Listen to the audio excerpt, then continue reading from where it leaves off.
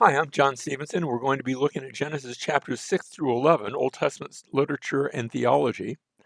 Um, last time we looked at this idea of the seed of the serpent versus the seed of the woman. A contrast was set up in Genesis chapter 3, verse 15. But then in chapter 4, we have Eve giving birth to both Cain and Abel. It's not just one or the other. But Cain, in his actions and attitudes, we see him beginning to act a bit more like the serpent, where he's against his own brother, murders his own brother, is banished, goes out, and we see a genealogy beginning with him all the way down to Lamech, who kills a man and writes a song to, well, there's no nice way to say this, to sort of brag about it. But then in chapter 5, we switch back, and now we're looking at Seth, who was born as a replacement for Abel, who had been killed. And with Seth, we go 7 generations down, and we're going to see in 7 generations down from him, it's Enoch. Instead of killing somebody, he walks with God. But then the genealogy continues toward the end of chapter 5, all the way down to Noah. And we'll pick up, but first, we need to look at Genesis chapter 6, where we see a few verses dealing with someone called the sons of God. Here it is, Genesis 6, verses 1 and 2. Now it came about when men began to multiply on the face of the land, and daughters were born to them, that the sons of God saw that the daughters of men were beautiful, and they took wives for themselves, whomever they chose. Now notice it doesn't explain who are these sons of God. They'll be mentioned again in a couple of verses, but first in verse 3. Verse 3, we see, then the Lord said, my spirit shall not strive with man forever, because he also is flesh. Now you say, well, who's the also? He's flesh. Is somebody else flesh too? Well, maybe it's the idea there's spirit and there's flesh. Notice my spirit shall not strive. Nevertheless, his days shall be 120 years. And that brings up the question, is this talking about how man's lifespan is going to come down? Because if you look at the average lifespan in Genesis chapter 5, the average is around 900 years. That's a very, very, very long time. So is man's lifespan going to get a lot shorter? For example, Moses lives to be 120 years. So is this speaking of man's lifespan, or is this speaking of a prophecy of the flood that hasn't been revealed yet, but it's about to? And I sort of go back and forth between those two. I don't really have a strong opinion either way. It could be either one. But we continue into verse 4. Now we see the Nephilim were on the earth in those days. And I think that's interesting choice of translations, because um, the Old King James says, and there were giants on the earth in those days. Um, and they're following the Septuagint, which has basically the same idea. The Septuagint is the Greek translation of the Hebrew Scriptures. Um, and in this case, the translators of the New American Standard that we're reading right here, they weren't sure what to do with it, so they just left the Hebrew word. The Hebrew word actually is the Nephilim. Notice it's plural. The im is plural. Nephal in Hebrew is to fall. So these would be the fallen ones. That's literally. Now, to whom are they referring? We're not told. But the Nephilim were on the earth in those days, and also afterward, when the sons of God came into the daughters of men. Notice it's not saying the sons of God are the Nephilim. That seems to be a second group. When the sons of God came into the daughters of men, and they bore children to them, those were the mighty men who were of old, men of renown. It doesn't say that that's the Nephilim too. So who are the Nephilim? Who are these fallen ones? Notice the mighty men who were of old, men of renown, sounds a little bit like the heroes of antiquity. Think about all of the different mythologies that you know from the ancient world, and how they had these heroic men who would go out and do mighty things. And maybe what we're being told here, there's a little bit of a grain of truth in some of that. Just a little bit. It's not endorsing all of the mythologies of the ancient world. But there were some mighty things that were done, people who had a great name for themselves. That's the Hebrew for to speak of men of renown. Um, but the question is, who are these sons of God? Now, there have been two primary views that have been set forth. The first of those views says that the sons of God refer to angels, specifically fallen angels. Josephus, the New Testament historian who is so helpful for us, he lives in the days just a little after Jesus, in the first century. He in his Antiquities, comes to this passage of Scripture. He's sort of walking us through the Old Testament, and he doesn't say one theory. He just says these are angels, fallen angels. And so that's the view that Josephus supports, and apparently was a very popular view in his day. It's also a reference to sons of God are seen in Job chapter 38, around verse 7, where it's talking about creation. Job is asked by God, "Where were you when I when I set forth the earth, when I created the foundations of the earth, when all the sons of God shouted for joy?" Well, nobody else was there, but you can postulate that maybe angels were there. So it seems to be angels there in that passage as well. Angels, it's argued, in heaven don't marry. But the counter argument, these angels were not in heaven. So maybe they did get married, even though they were not supposed to do so. And then the claim is that the resulting offspring produced these Nephilim, or giants, if you want to translate it that way. Although I'm a little dubious about that translation. But the translators of the Septuagint felt that it should be translated that way. So maybe they're right. Now, this reading, this interpretation, is supported in both the apocryphal book of Enoch. That's without a doubt. And then it seems to be supported in Jude. There's only one chapter in Jude, so Jude verse 6. But you could actually read that a different way. So that's not absolute necessary, but it would fit. It would all fit. And Jude 6 is actually sounds like it's referencing the book of Enoch. Later on in Jude, there is a direct quote right out of Enoch. So the writer of Jude is aware and even willing to quote parts of Enoch. Enoch is a apocryphal book. It's not part of the scriptures, but it was a book that was already around when the New Testament came about. Now, the other view says that the sons of God refer to the descendants of Seth. After all, if I look at the two preceding chapters, there's been two lines, two genealogies, one of Cain and one of Seth. And the whole story there was a contrast between those two groups of people. Men began to call at the end of Genesis chapter 4 on the name of the Lord. And so maybe that's why they would be called sons of God. It's mankind that's punished in the flood. We don't see anything about angels being punished in the flood. And so the flood comes to destroy all mankind. And this view looks at that and says, well, it's mankind that was doing some things maybe they shouldn't have done. So they are the guilty party. Sonship is a common theme in the Old Testament. Israel is described as the child of God. And I'm thinking of Hosea chapter 11 and verse 1. Out of Israel I called my son. Now we look at that and we say, that sounds a lot like Jesus. True, but before it sounded like Jesus, it sounded like Israel. And the context does refer to Israel in Hosea chapter 11, verse 1. Marriage of a godly seed to an ungodly people is going to be an ongoing theme right here in the book of Genesis, where there will be those, Esau, for example, and others will start taking Canaanite wives, and that's not going to be a good thing as they start marrying people that don't believe in the Lord. Now, Genesis chapter 6 and verse 14, then, God comes to Noah and says, make for yourself an ark. Now, that term ark seems to be a Egyptian loan word. The word is teva, or tava. I'm not sure where you'd put the accent mark. But it's the same word that's used for the ark into which the baby Moses was placed. Now, it's not the same word that's used to describe the Ark of the Covenant. That's a different term.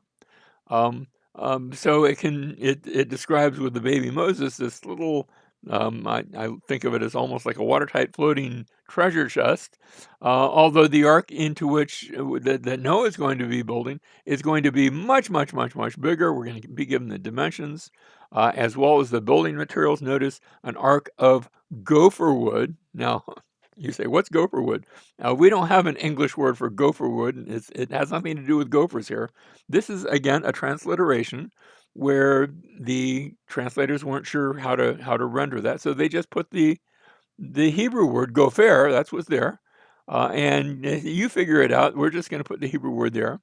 And you shall make the ark with rooms, and shall cover it inside and out with pitch, or with, actually the Hebrew, with covering. This is how you shall make it: the length of the ark 300 cubits, its breadth 50 cubits, and its height 30 cubits. Now, I don't think in cubits, but a cubit was the distance from your fingertip to your elbow, which means if you were a big guy, you might have a little bit bigger cubit. And if you were a bit shorter, your cubit might be shorter. So roughly around 18 inches. Now, there were some societies that had a royal cubit, and that was a bit longer because they wanted to think, the king wanted everybody to think that he was bigger than everyone else, whether he was or not. But that makes the ark about, if I'm going a foot and a half or 18 inches, that's around 450 feet for a barge. And these are the dimensions of an ocean-going barge, which can be very, very seaworthy. Now we get to chapter 6 and verse 10, and we are introduced to Noah and his three sons, Shem, Ham, and Japheth. And then we move forward where God is giving a warning to Noah, and he promises the earth to destroy the earth with a flood. But he also says that he's going to make a covenant with Noah. And this is the first time the word covenant is actually used, where God is going to enter into that covenant relationship with Noah and with those in the ark and with all life that survives. And the promise here is to destroy the earth with a flood. We go a little further. He's commanded to take food. And finally, Noah and his family enter the ark. And in chapter 7, verse 11, the flood comes. But notice chapter 7, verse 11, all the way to chapter 8, verse 13, is the flood itself taking place. Now, we're gonna expand on that in a minute. But first, I want you to see the overall flow of thought. So the flood comes, and then after the flood, we have Noah and his family come out of the ark. Notice they'd gone into the ark in chapter 7, verse 1. Chapter 8, verse 14, they come out of the ark. There had been a command to take food. Now there is a command not to eat blood. So a command about what you eat and what you don't eat in chapter 9, verse 14. God had said he was going to make a covenant with Noah back in chapter 6, verse 18. Now in chapter 9, verses 8 through 17, he does make that covenant with a promise not to destroy the earth with a flood. Before, the promise had been that he would destroy the earth with a flood. Now it's a promise that he won't destroy the earth again with a flood, and that's not going to happen again. And finally, this whole section comes to a close with a reference to Noah and his three sons, which you said, yeah, I already read that, but you have to follow the symmetry. The symmetry is given to make the whole thing line up. Now, what I want to do next, notice that middle section that talks about the flood on the earth. That what I'm going to do is expand on that. And so in chapter 7, verse 15, we have the Lord shuts the door, and it rains for 40 days and for 40 nights. And then the waters increase until the mountains are covered, chapter 7, verses 18 through 20. For 150 days, the waters are said to prevail. And finally, the pivotal point in the whole flood story, chapter 8, verse 1, and God remembered Noah. And now he sends a wind. Remember how in chapter 1, verse 2, and the Spirit of God was moving or blowing, or something. You could have rendered that the wind of God if you wanted to, because the word for wind and spirit in Hebrew are the same. Well, here God remembers Noah and sends his wind, or I guess if you wanted to say spirit, but I think it's wind is correct, and begins to bring the waters to begin to dry out. And for 150 days, the waters abate. The water begins to go down. So notice 150 days plus 150 days, that's 300 years. That's 300 days. And we read now that the waters decrease until the mountains become visible. And then finally, remember how we started with 40 days and 40 nights? Now we have at the end of 40 days, Noah opens the window. Now we're not done yet. There's more flood to come. But already by this time, we're over a year in the whole thing with the flood. But now he opens the window and he sends forth birds, and there's a raven and there's a dove, and then a dove sent out a second time and coming back with an olive branch. And the whole story is, notice, following a very careful pattern. It's not poetry, but it's a little bit poetic in the repetition that it gives as the story develops and is unfolded with this very specific literary structure. Now we come to chapter 8 and verse 4. In the 7th month, on the 17th day of the month, The ark rested upon the mountains of Ararat. Notice it does not say it rested on Mount Ararat. It rested on the mountains, plural, in the land of Ararat. Ararat's an area, not just a specific mountain. Now, if you go to that part of the world today, there is a mountain that they have referred to as Ararat. But here it doesn't, that's not being referenced. What's being referenced is the plural, the mountains in the area of Ararat. If we look at a map, remember we already noticed the Tigris and Euphrates River in the last class. Uh, Ararat, or as they called it, Urartu, same, different pronunciation of the same name, was this area to the north of Mesopotamia. And this is perhaps one of the areas where Eden was. I couldn't talk about that. But this is the area of Ararat where the ark lands in this general area. And from here, we're going to have the population go forth and repopulate the land. Now, chapter 9, verse 8. Then God spoke to Noah and to his sons with him, saying, Now behold, I myself do establish my covenant with you, and with your descendants after you, and with every living creature that is with you, the birds, the cattle, every beast of the earth with you, of all that comes out of the ark, even every beast of the earth. And so he's entering into a covenant. A covenant is it's a relationship. It's a binding together, and there are promises to a covenant, but there are also curses to a covenant. The curses are if you break it. The promises of blessings if you keep it, promises of cursings if you break it. And notice this covenant is being established by God with himself, binding himself to every living creature and to Noah and to his seed, his family after him. So this covenant is between God, Noah, his descendants, and every living creature. And God saying, I will never again destroy the earth with a flood. Doesn't say he won't destroy the earth, but it won't be with a flood.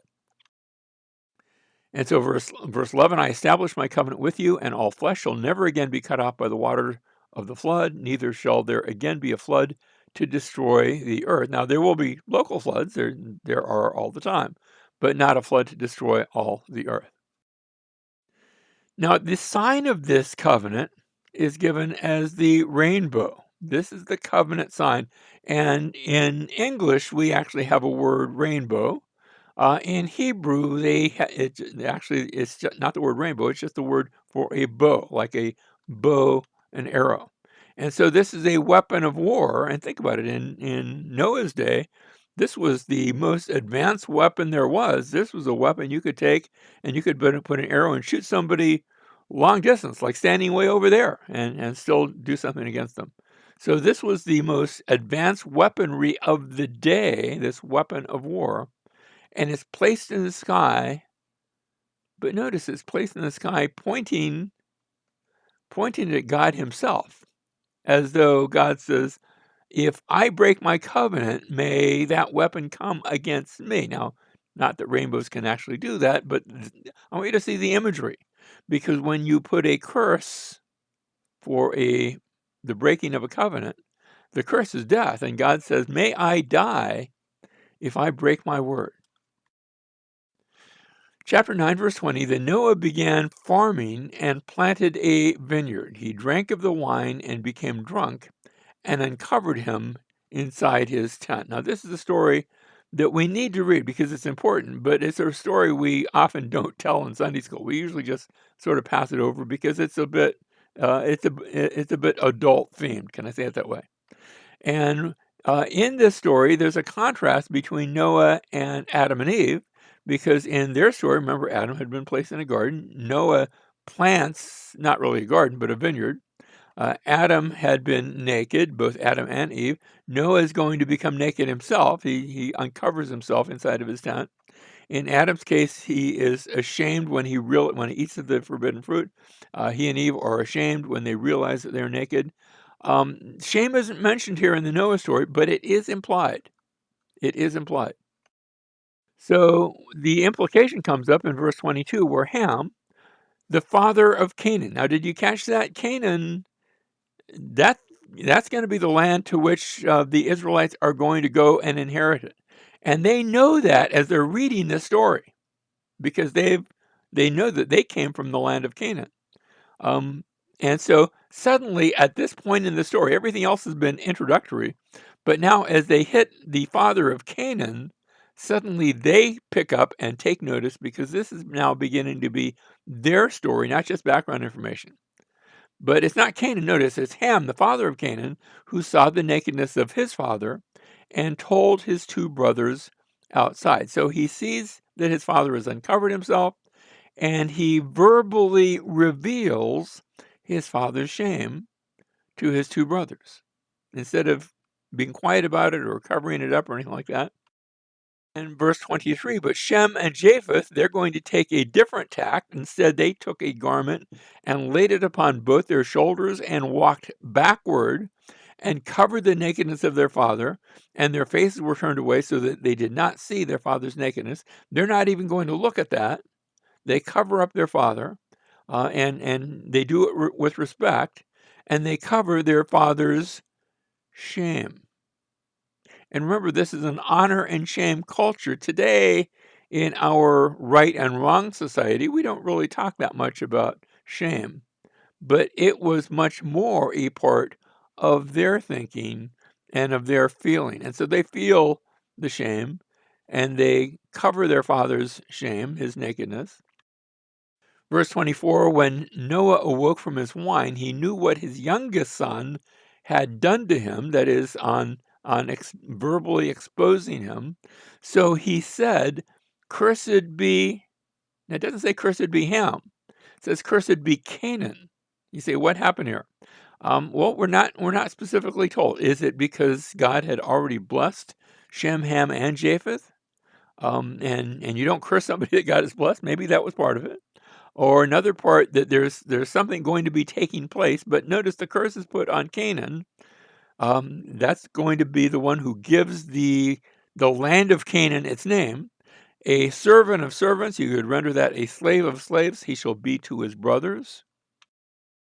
He also said, blessed be the Lord, the God of Shem, and let Canaan be his servant. So notice now I've got of the individuals, there's the Lord. And notice when it's in all caps, is the name of God. There's and he is described as the God of Shem. And then we read, and let Canaan be his servant.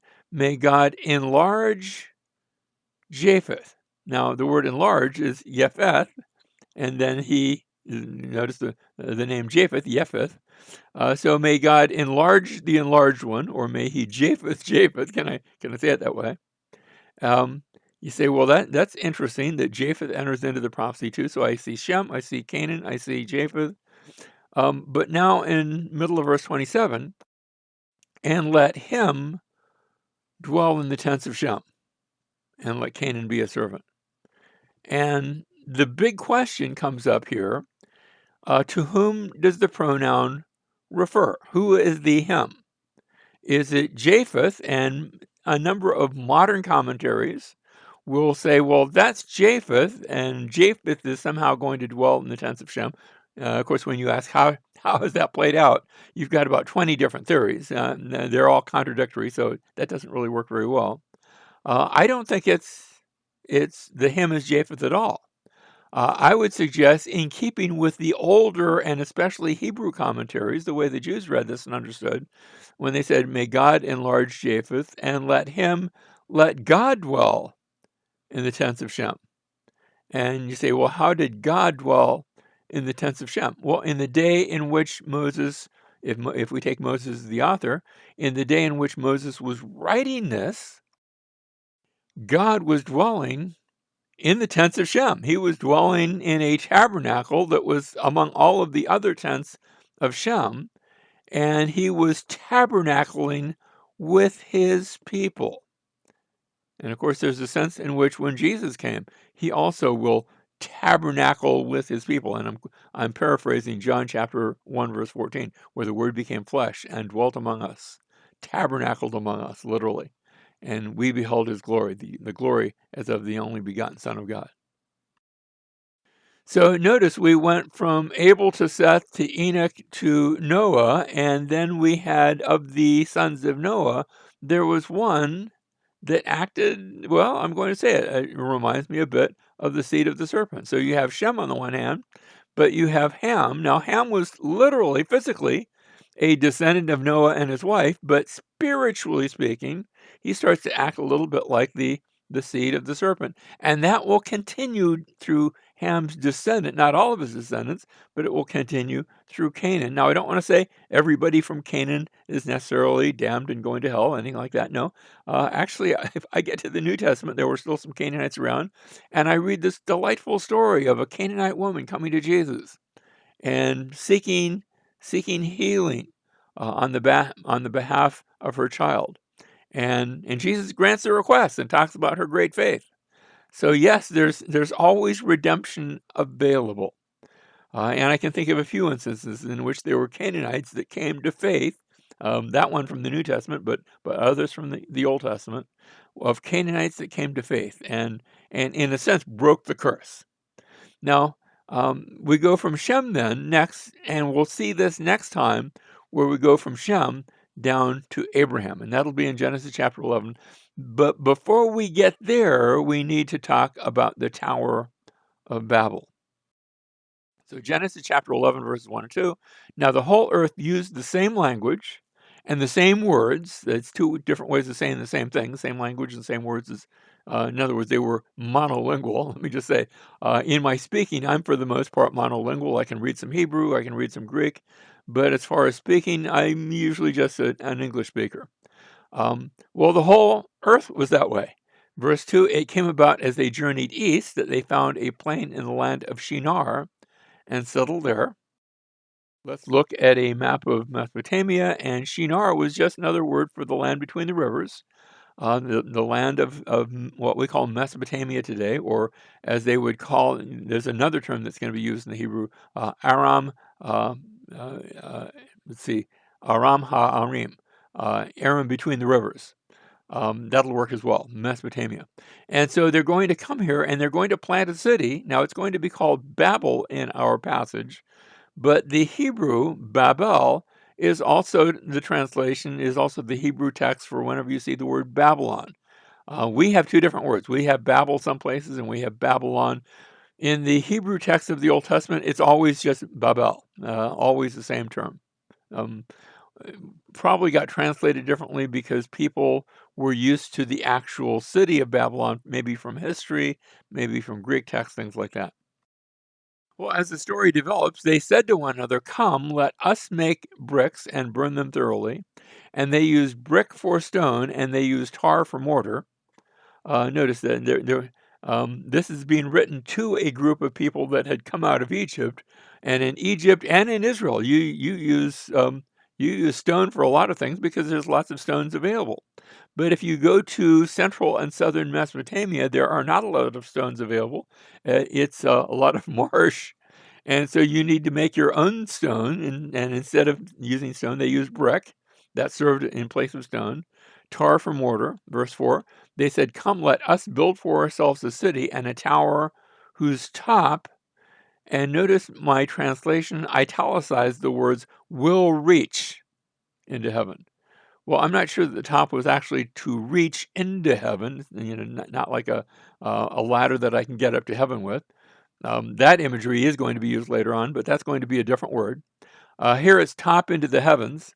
And I think maybe this is the idea of approaching God, not necessarily that we, or maybe a conduit for Him to approach us, um, or maybe just a top dedicated to the heavens in the same way that temple towers of the ancient world did that. And notice, let's finish up. Let us make for ourselves a name, otherwise we will be scattered abroad over the face of the whole earth. Now, when it says make for ourselves a name, the word name in Hebrew is Shem, the same as the name of one of the sons of Noah who was named Shem. So let's make a Shem for ourselves, um, lest otherwise we'll be scattered abroad over the face of the whole earth. So here's a picture of a ziggurat, a temple tower, and these became very popular in Mesopotamia, and that seems to be what's being described here. A friend of mine many years ago sent me this photo. Now, I don't know that he took it. I don't think he did, because I've seen it other places since then. And this is when the United States military was in southern Iraq. That's when I'm assuming the picture was taken there. And this is a reconstruction of the ziggurat at the city of Ur, the city which Abraham is going to be described as having come from.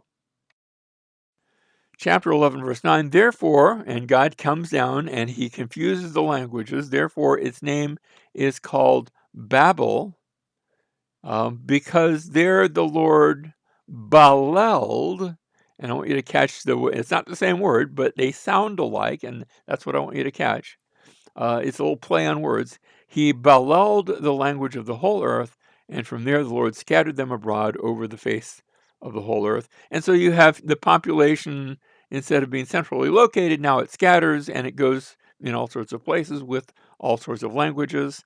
Now, let me just say for the record, most languages are descended from certain ancestral languages.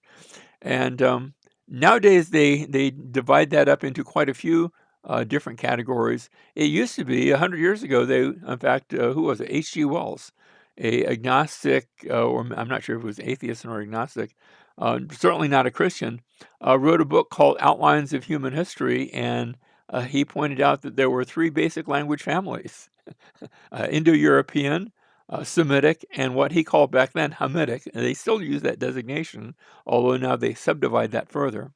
Well, that sounds a lot like Japheth, Ham, and Shem, the three sons of Noah. And perhaps that was the areas into which these languages were initially divided, although languages have continued to be divided so that we have seen languages grow and develop over time. But when they do that, they're oftentimes related to each other, where they'll have some common words together. So finally, notice Genesis chapter 5, we had the genealogy starting with Adam and going 10 generations all the way down to Noah, who had three sons. And now again in Genesis chapter 11, we have Noah, who will go down 10 generations. And when we get to the end, we will have Terah, who will have three sons, one of whom will be Abraham, the son of promise. So that we have the judgment upon man's rebellion at the Tower of Babel, and the languages are used to scatter mankind. But then we get to the story of Abraham, and one man is going to he's going to receive a promise that he will become a great nation, and that all nations will be blessed through him. And of course, our story is not complete until we get to Jesus, the one who is judged for all of man's rebellion. And think about this. After the death, burial, and resurrection came the gift of languages, the gift of tongues to proclaim the, the good news that is there for us. And so we have entered into that. At Babel, they said, let us make for ourselves a name, a Shem for ourselves, and using that same term that was the name of Shem, who had been blessed by God. In Abraham's case, God says to him, I will make your name great. I will make your Shem great. And in the fulfillment of that, we have Jesus, who has a name that is above all names.